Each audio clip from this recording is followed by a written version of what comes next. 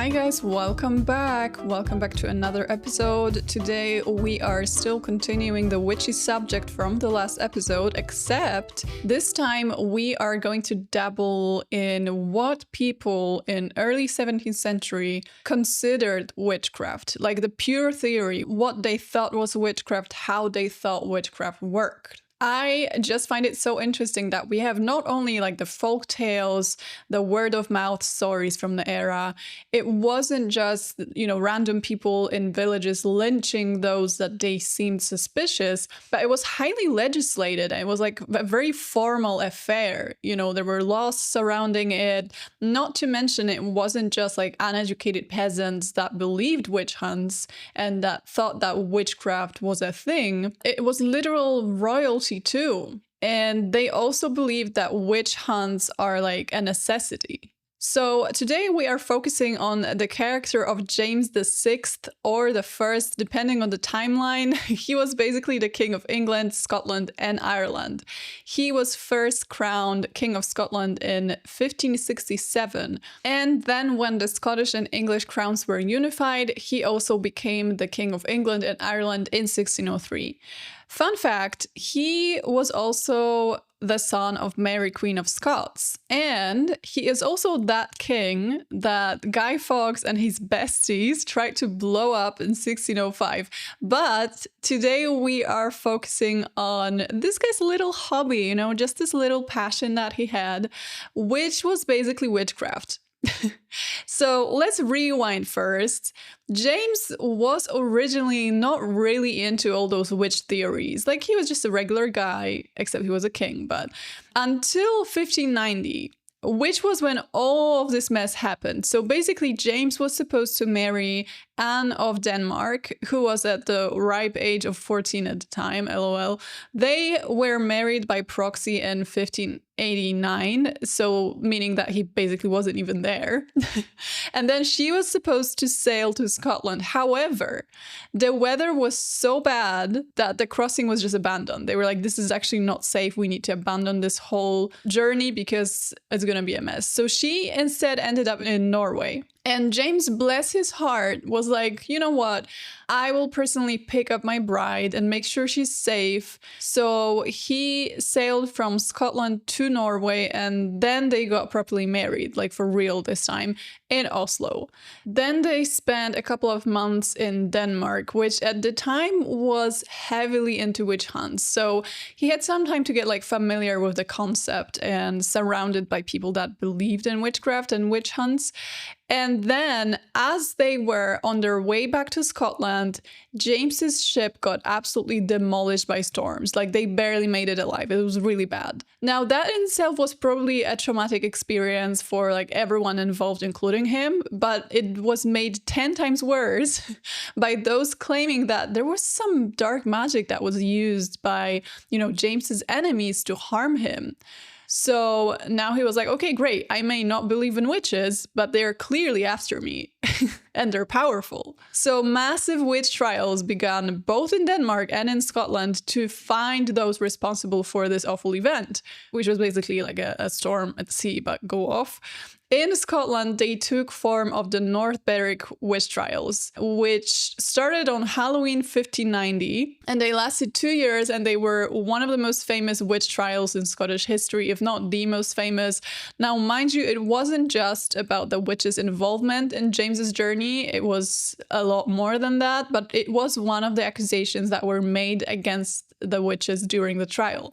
And James was personally attending the trials, and he was becoming more and more paranoid when people's wild confessions were coming out, the more they were tortured, obviously. And at that point, the witches weren't just a threat to his people, but they were basically becoming a political opponent in a way, like a force that was against him politically. Fun fact, the trials, as well as James's text that we are about to read today, are said to have supposedly inspired William Shakespeare's Macbeth, or at least the thing with the witches. You know what I'm talking about. Anyway, one of the people tried during the North Berwick trials was Agnes Samson. She confessed to attaching parts of a corpse to a cat, sailing to sea in a sieve, That was a common myth back then, that the witches could sail in sieves. And putting the cat in the sea to brew up the storm that was supposed to take down the king's ship. And one story also says that the moment James changed his mind about witchcraft being serious was when Agnes allegedly took him aside and she told him what he and his wife talked about on their wedding night. Now, I'm not sure how believable that is, because how would a woman accused of witchcraft just like randomly have a one-on-one chat with a king? And why would she want to condemn herself by like proving to him that she's a witch? But go off, I guess. Anyway, whether it was because of Agnes or because of witnessing the trials and like hearing people's confessions, James got freaked the f out, and he started considering witchcraft a powerful force that was a threat to him and his position. And in 1597, he wrote basically a dissertation on all forms of black magic, including witchcraft and necromancy. Now, those of you who remember Philip Stubbs' essay on the vices of English society, on the vices of English fashion, will recognize the format which James used, which is basically a pretend dialogue between two people. So in the book, which is called Daemonologie, he describes the various kinds of black magic and creatures that he believes are haunting the Scottish society. And he also endorses the idea of witch hunts and death penalty for witchcraft. So this text was incredibly damaging because it basically laid ground for intense witch hunts across the country. This book was even later quoted by famous witch hunting enthusiasts such as Matthew Hopkins. So basically, he made the matter so much worse. And today we are reading the excerpts from that text in which he describes like different flavors of witchcraft, what he thinks witches are doing, what's going on. I just find it both terrifying and hilarious. So let's jump into that immediately. To the reader. The fearful abundance at this time in this country of these detestable slaves of the devil, the witches or enchanters, has moved me, beloved reader, to dispatch in post this following treatise of mine, not in any way, as I protest, to serve for a show of my learning and ingenious, but only moved of conscience to press thereby, so far as I can, to resolve the doubting hearts of many, both that such assaults of Satan are most certainly practiced, and that the instruments thereof merits most severely to be punished. That is basically the preface, and then he introduces the two characters of Philomathus and Epistemon. I don't know. It's probably in Greek anyway, so there is no point of me trying to pronounce it with an English accent. But they basically discuss the matter, one of them asking questions, the other one answering the questions. So Philomathus says, I am surely very glad to have met with you this day, for I am of opinion that you can better resolve me of something whereof I stand in great doubt, nor any other whom with I could have met. And Epistemon answers, in what I can that you like to ask at me, I will willingly and freely tell my opinion, and if I prove it not sufficiently, I am heartily content that a better reason carry it away then. So Philomathus is like, okay, there's a lot of people saying that witches exist. Is that true? And Epistemon is like, so which part of it do you doubt? And Philomathus is like, yeah, basically everything. He says, even of all, for aught I can yet perceive, and namely that there is such thing as witchcraft or witches, and I would pray to you to resolve me thereof, if you may, for I have reasoned with sundry in that matter, and yet could never be satisfied therein. Basically, most of the book is Epistemon trying to prove that witchcraft exists, so there isn't like a one simple answer that he gives, but we will read some excerpts where there is like his reasoning is explained. But a lot of it comes down to this Christian ideology of if the devil is powerful and if the devil can do whatever God can do, then that also means that everything that you're hearing about witches can basically be true, because if God is capable of something like, let's say, resurrecting people or giving them like low-key superpowers, then why would not the devil be capable of mimicking God in a way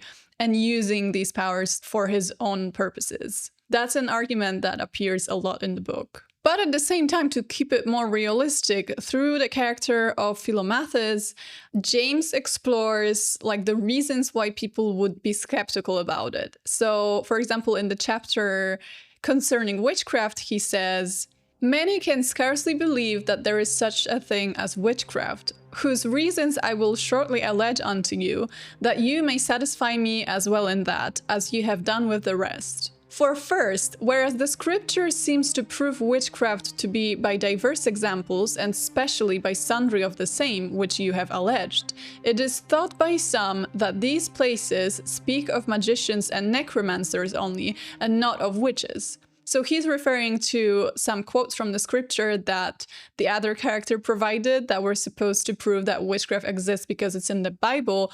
But Philomathus is like, okay, but how do we know these are actually witches? They're never referred to as witches. As in special, these wise men of Pharaoh's that counterfeited Moses' miracles were magicians, they say, and not witches. As likewise that Pythia, that Saul consulted with, and so was Simon Magus in the New Testament, as that very style imports. Secondly, where you would oppose the daily practice and confession of so many that is thought likewise to be but very melancholy imaginations of simple raving creatures.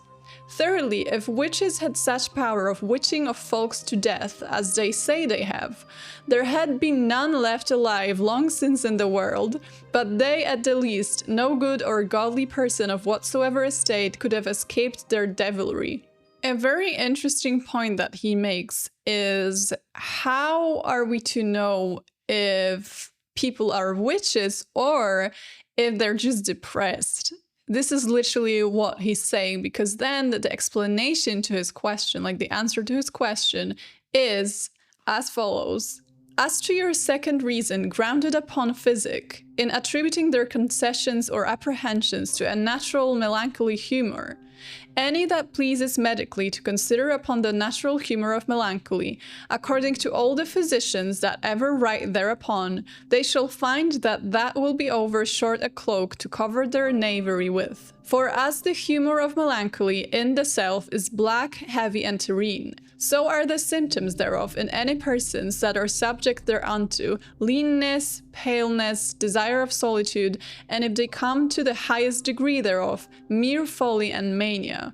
What he's referring to is the idea that the human body consisted of humors and that the imbalance of the humors caused health issues. So he's saying that the humor of melancholy, the substance of it, was black and heavy. Then he basically describes like symptoms of depression. He also mentions mania. So basically, they're trying to differentiate mental health issues from witchcraft, which I find really interesting because I did not think that they would look at mental health this way. And then he also says something really interesting. So, whereas by the contrary, a great number of them that ever have been convicted or confessors of witchcraft, as they may presently be seen by many that have at this time confessed, they are, by the contrary, I say, some of them rich and worldly wise, some of them fat or corpulent in their bodies, and most part of them altogether given over to the pleasures of the flesh, continual haunting of company, and all kinds of merriness, both lawful and unlawful, which are things directly contrary to the symptoms of melancholy, whereof I spoke, and further experience daily proves how loath they are to confess without torture, which witnesses their guiltiness. Where, by the contrary, the melancholies never spare to betray themselves by their continual discourses, feeding thereby their humor in that which they think no crime. So this could be basically translated as, see, depressed people have no energy to do witchcraft because they're just sad and they're moping around. However, if you see someone that is rich, fat, and happy, that means that they have a lot of energy, and that means that they are prone to being seduced by the devil, basically, which I find so interesting because not only is being fat a symptom of health in that era, but apparently it is also a symptom of happiness. Like, you are happy, you are using the pleasures that life puts in front of you, you are content, basically, and that's suspicious. You should be repenting instead. So then there is a mention of Sabbath, and Philomathus is like, okay, but what ways say they or think ye it possible that they can come to these unlawful conventions? So he's saying, since all those Sabbaths are taking place in really secluded areas, how do they even get there? And the answer is, one way is natural, which is natural riding, going off sailing at what hour their master comes and advertising them. And this way may be easily believed. Another way is somewhat more strange, and yet it is possible to be true, which is being carried by the force of the spirit, which is their conductor, either above the earth or above the sea, swiftly to the place where they are to meet. So he basically says, yeah, they're flying there. His argument is that since there was a similar situation in the Bible where God did that, he thinks that the devil is capable to imitate God. So it's likely that it's basically a thing.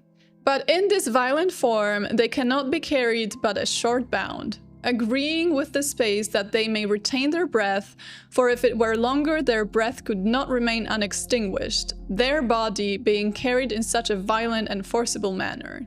I wonder where he gets all the details from. Is it like logical thinking? Like, okay, they could only do it for certain amounts of time though, because they would run out of breath, or knowing what it feels like to like fall from a great height, that it pushes the air out of your body. Like, what's the reasoning here? Because he gives a lot of details, which he must have either heard somewhere or came up with them on his own.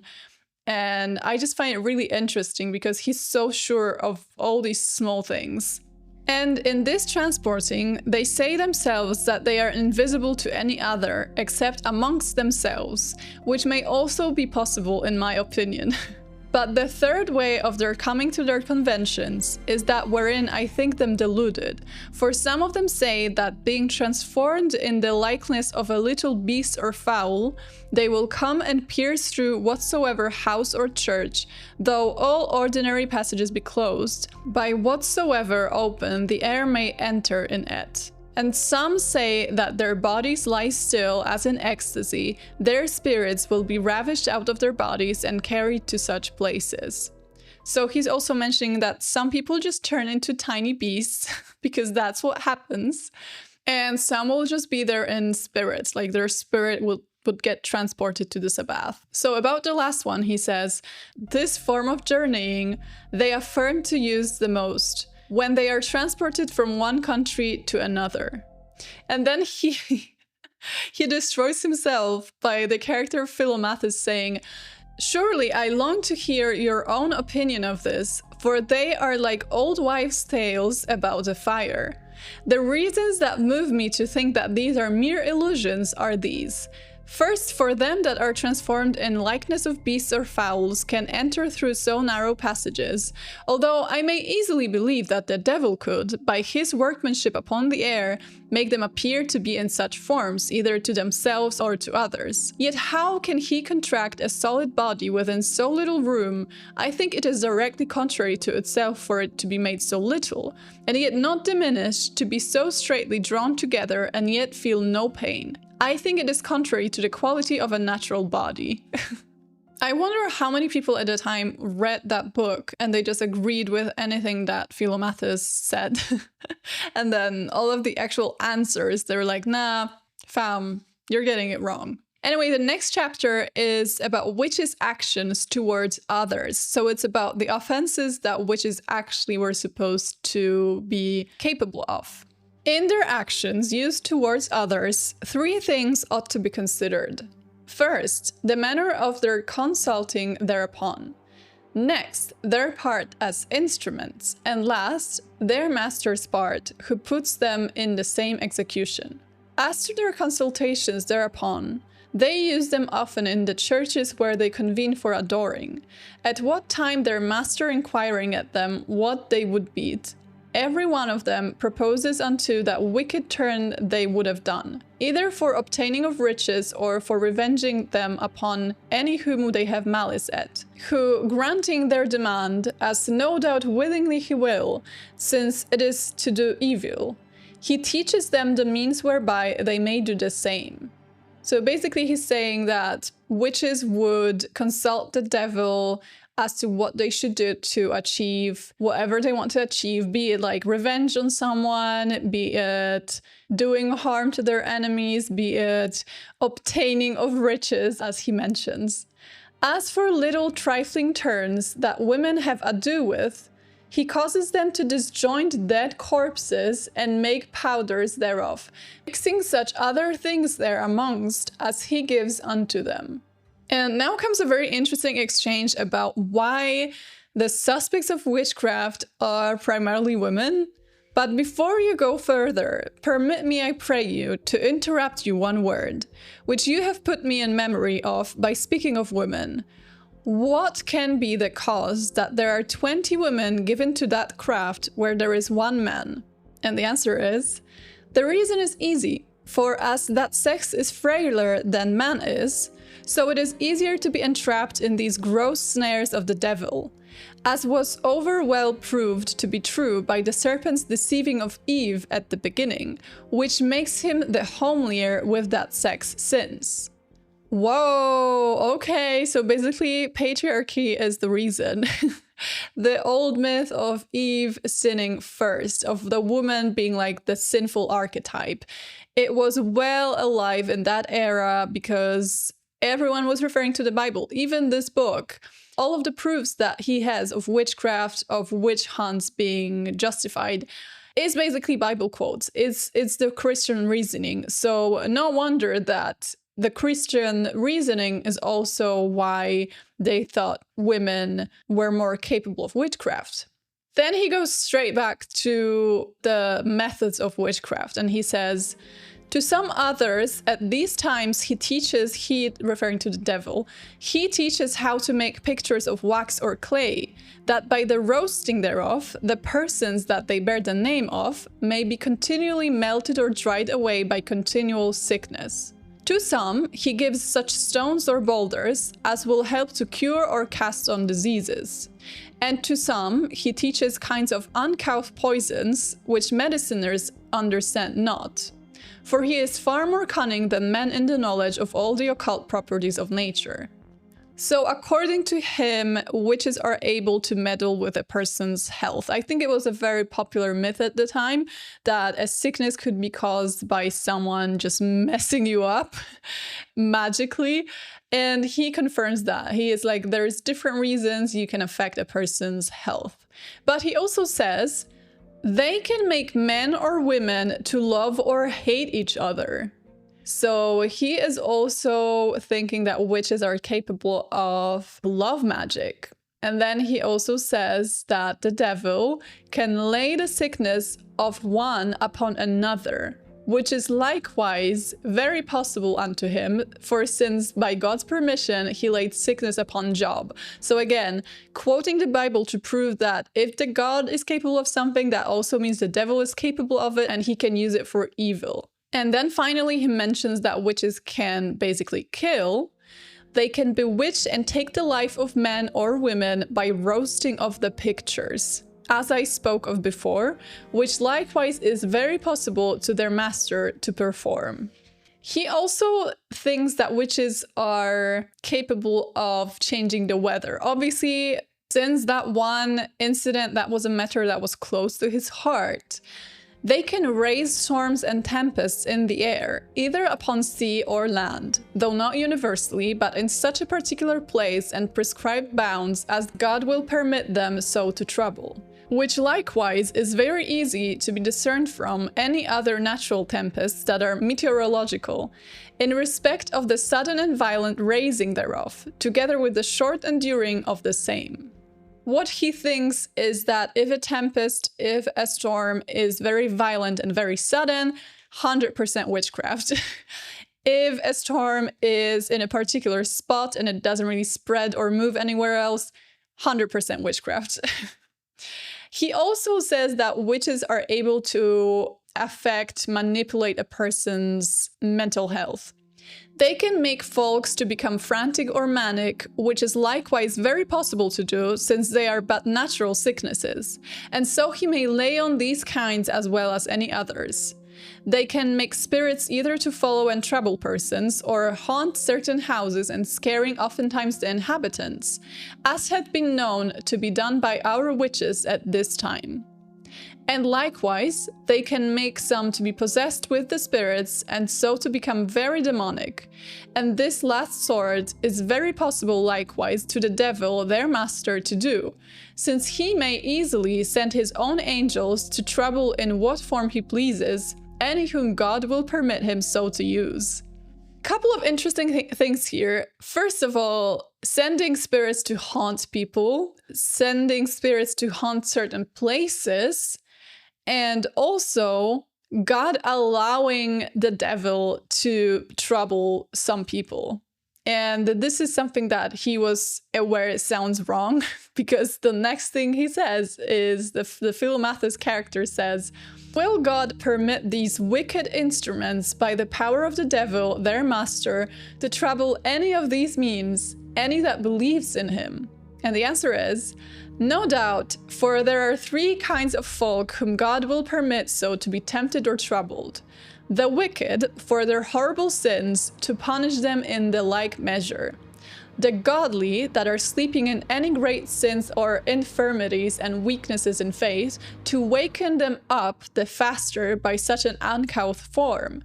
And even some of the best, that their patience may be tried before the world, as Job's was.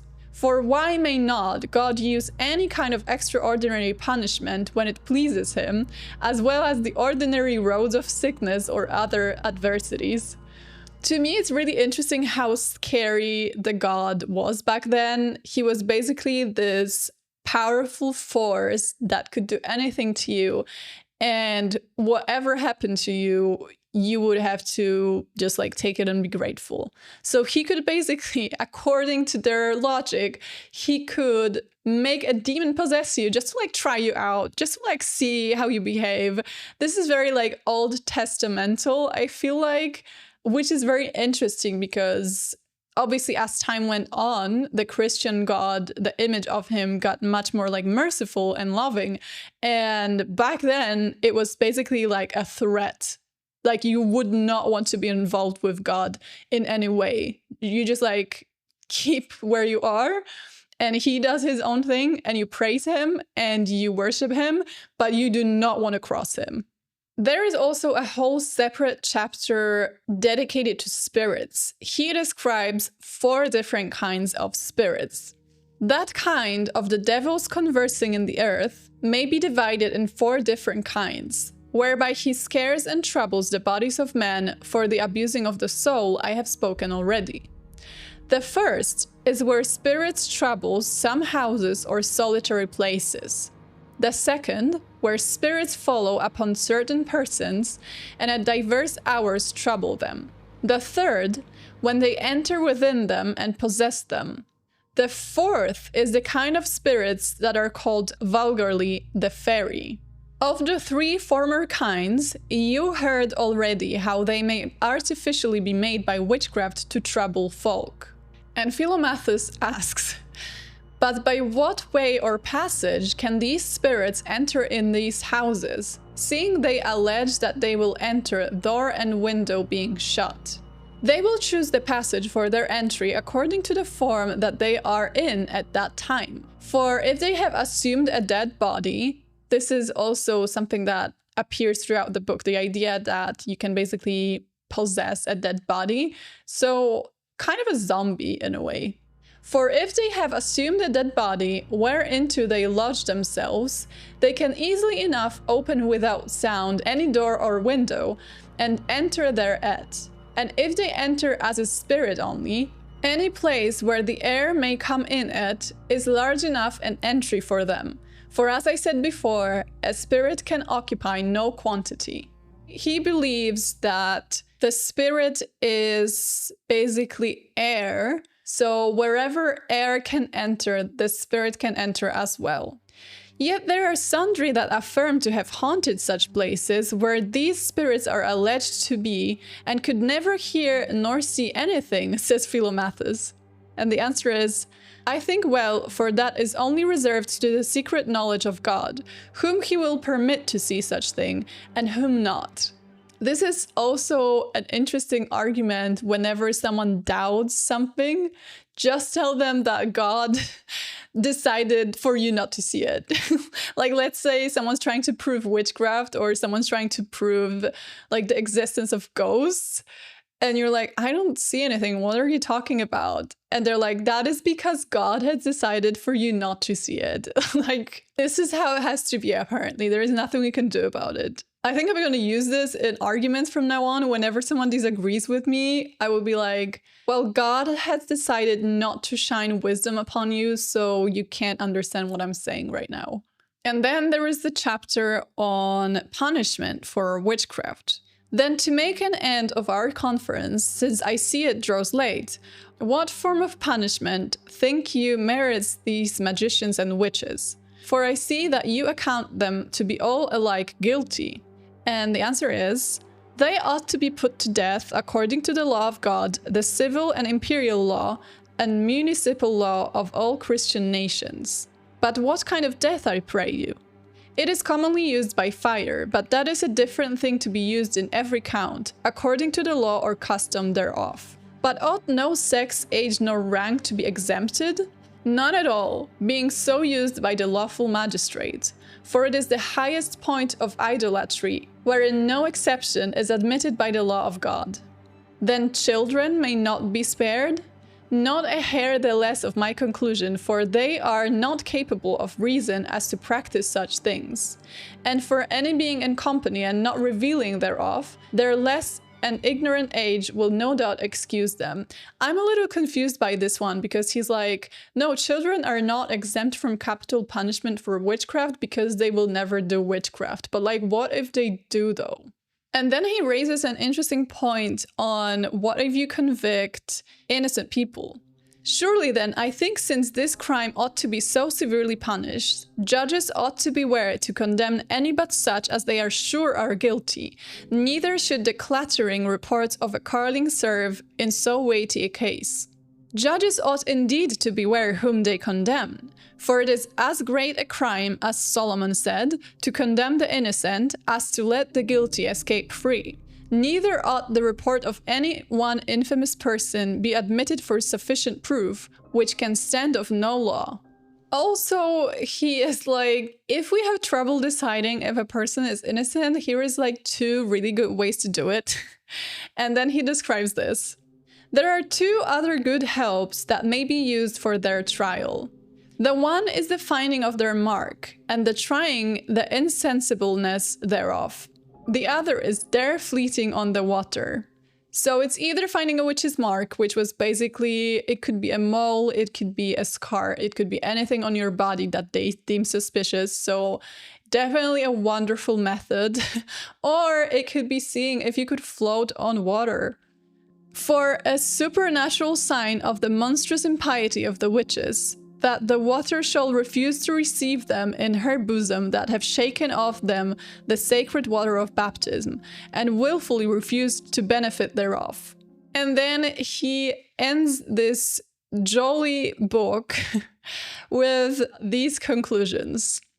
Well, we have made this conference to last as long as leisure would permit. And to conclude then, since I am to take my leave of you, I pray God to purge this country of these devilish practices, for they were never so rife in these parts as they are now. I pray God that so be too. The causes are over manifest that makes them too so rife. For the great wickedness of the people on the one part procures this horrible defection, whereby God justly punishes sin by a greater iniquity. And on the other part, the consummation of the world and our deliverance drawing near makes Satan to rage the more in his instruments, knowing his kingdom to be so near an end. And so farewell for this time. That's the end of it. That's the last part. One very interesting thing, I think personally, from recent history is that in March 2022, Nicholas Sturgeon the former First Minister of Scotland, if you're not familiar, she apologized for the persecution of alleged witches during the 16th, 17th, and 18th centuries in Scotland. And before that, the Scottish government had never apologized publicly for the persecution of witches. So that was basically the first time in Scottish history that they have apologized to the victims of witch hunts. A little overdue, if you ask me, but it's nice. I think it's a nice gesture. Obviously, it's purely symbolic. Like, none of the victims are like, whew, okay, I can stop haunting Edinburgh Castle now. But I think it's a nice gesture. Either way, this book definitely had a massive impact on how people in that time, in that era, viewed witchcraft, and they consider it a massive threat. If someone that rules your country, if the most important person in your country that you may look up to, may not, I do think that royalty back then had a lot of respect from its people, or at least they realized how powerful the royals are. Imagine someone like this publishing a book like this with conclusions such as these. It must have been a mess. And there is a reason why 17th century, so literally like a couple of years after this book was published, was so brutal in terms of how many witch hunts happened and how intense they were. So if you are in a privileged position and if you are afraid of anything, please do not write an educational book about this, because it's going to freak people out. Yeah, just to reconsider. But I'm assuming most of us are also not like 16th, 17th century royals, so we don't really have anything to worry about in that matter. However, big mistake, James VI and the First. Anyway, thank you guys for listening. I hope you enjoyed this one, and I'll hear you in another episode soon. Bye!